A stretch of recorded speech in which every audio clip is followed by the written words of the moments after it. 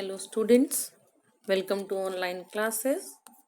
This is class 7th, unit 4, Nature Creator and Destroyer, section 3, The River, presented by Mrs. Renu Tiwari. So let us start the poem. The river's a wanderer, a nomad, a tramp. He doesn't choose any one place to set up his camp. So here hard words are: wanderer means a person who travels aimlessly. Nomad means a person who doesn't stay long in the same place. Tramp means walk heavily or noisily. The poet compares the river with a person who travels aimlessly and does not stay at a long time at the same place and does not stay at one place and walk heavily or noisily. So the poet compares the river with the wanderer, as the wanderer doesn't stay at one place. In the same way, river also does not stay at one place. Water always flows. Come to the next stanza. The river is a winder through valley and the hill. He twists and he turns, he just cannot be still. Here, winder is a device or mechanism used to wind something. Here the poet compares the river with the object. As the river moves through the valley, through the hill, it twists and turns. He just cannot be still. As twisting and turning goes on, in the same way, as the winder moves, in the same way, river also twists, moves, and turns. It cannot be still, means it cannot stop. Water continuously flows. Now, see the next stanza.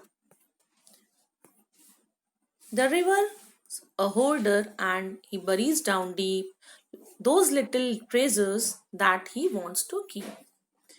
A hoarder means a person who saves. So, buries means put or hide underground. So, a hoarder is a behavior where people or animals accumulate food or other items. So, here poet wants to say that the river is like a person who collects. As the river moves, it takes the fertile soil with it.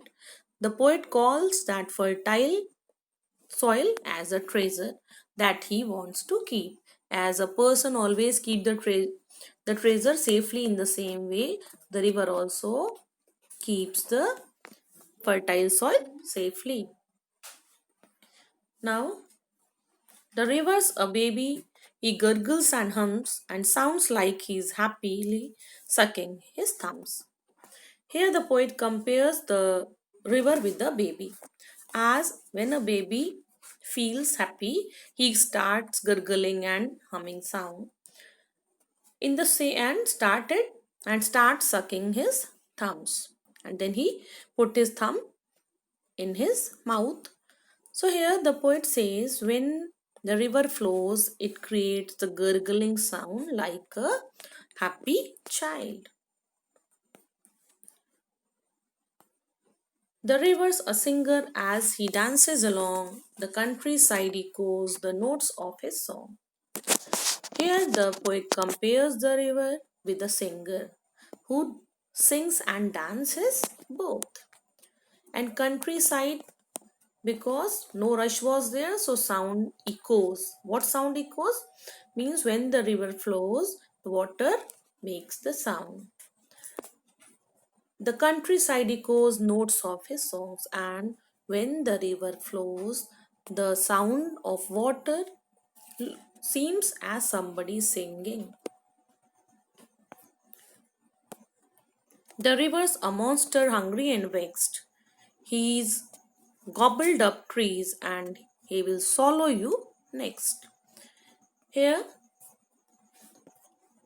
the poet says that the river is like a monster. Sometime when river becomes angry, it shows its anger in the form of flood. He's gobbled up trees, all the trees, everything destroys. And he'll swallow you next. Means that destruction swallows everything.